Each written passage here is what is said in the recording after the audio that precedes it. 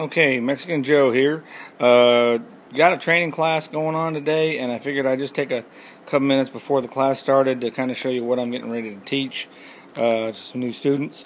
What I have here is two 5-gallon buckets. They are food grade. They are brand new. That's a new lesson I've learned. People have been giving me 5-gallon buckets, and I'm finding out there's still petroleum products in them. So unless they are virgin buckets, I'm not using them for food.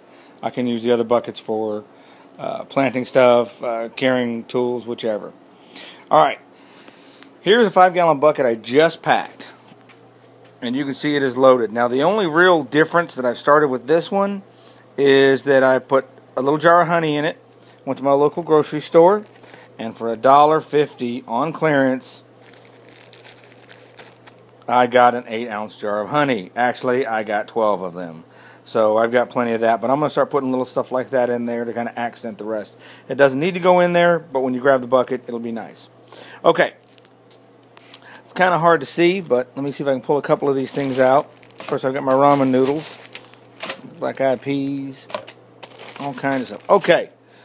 The inventory for this bucket is 5 pounds long grain rice, 3 pounds thin spaghetti. You can see those right there. 1 pound and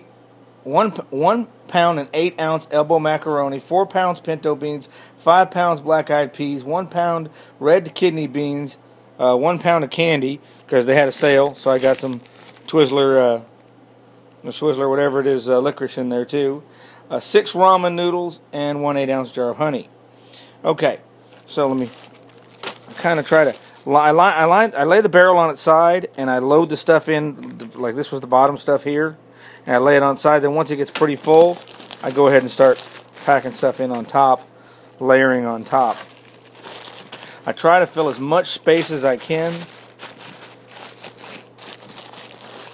It really doesn't matter whether it's up or down. And there's my honey right there. Okay, now I'm going to lay a piece of cardboard on here in a couple of minutes. When my training class starts, and I'm going to put dry ice on it, and my goal is to fill the cavity with carbon dioxide and turn around and clear out any air that's in there. This has to be a still room that you do this in. Okay, so I'm in a room with a fan and an air conditioner going, so that's not going to work. Okay, here is my inventory of what's in there. Now I've adjusted a couple of the numbers as I found I get more and more stuff in there at the end. Okay, this is going to get taped to the side of the bucket. This is probably bucket number 24, 25, something like that. Then I will take a picture of this, and this will turn around and go in my spreadsheet that shows me what's in what buckets. And then once I go to the spreadsheet, I'll come back and I'll number it up here or over here, what number bucket this is. So I know if I can tell somebody to go down and grab me bucket number 25, and I already know what's in bucket 25 because I have a spreadsheet printout. Okay, another new one is, I got these buckets at the local Walmart. They were a couple of bucks, like $2, $3. They didn't have lids. So if you see buckets and no lids, get them. If you see lids and no buckets, get them. Okay, I had to go to a different hardware store to get my other buckets. This is a Leak Tight from Leominster, Massachusetts. Now this is different than the other ones. The other ones are just snap caps.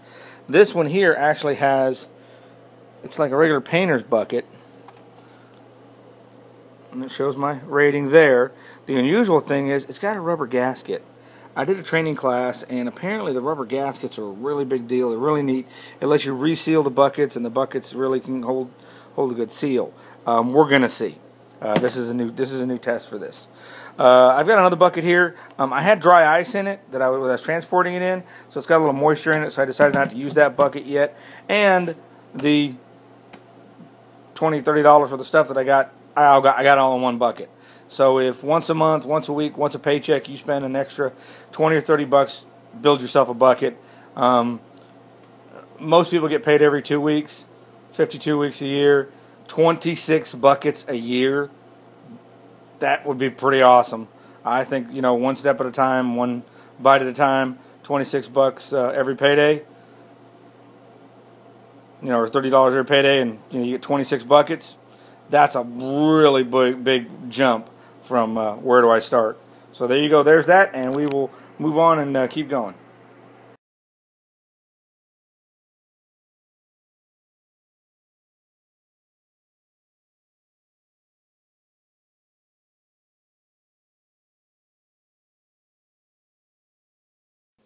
Okay, here's my bucket. I've got my label on there. Here's my dry ice. Now, I've got quite a bit more dry ice than I would normally have. I've got to be running around up at the house and doing some other stuff. So I put more dry ice on there than I need. Now, you can see these are little pieces. That's about 1.5 inches by 2 inches across. And what it's going to do is the gas, I don't know if you can see it, but some of the gas is just, it runs down. Let's see if we can see it there. You can see a little bit of the gas coming off. Anyway, the carbon dioxide drops down. It displaces the air because it's a heavy gas, and it just takes all the air out, so none of the critters can live in there. So that's it. Now, again, you do this in a wind-free or still air environment, no fans, ceiling fans, any of that stuff going. Okay, then what I do is I just lightly place this lid over it like that, and I leave it, and I start checking on it. In about 30 minutes, I'll come back and I'll check it again, and once it's sealed, once it's down to about the size of a dime, I seal it, and then I have to burp it for about the next hour. And you burp it by placing your knee in the middle and just burping one side, and I'll show you that here in a little bit. So that's this next phase.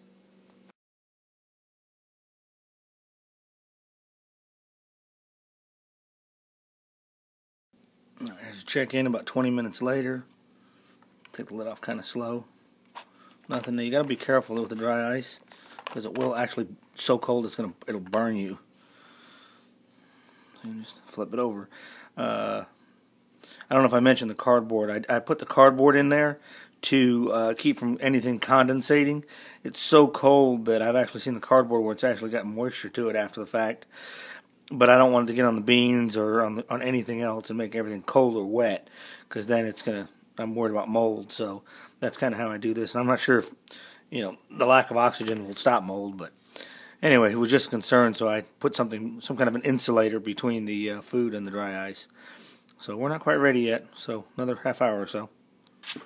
That's it. Now I'll come back here later on after a while and make sure that's still down. It's good and depressed. You can see that, but it was bowed up just a little bit, and that's it. And that one is now done. So we've got one more bucket down.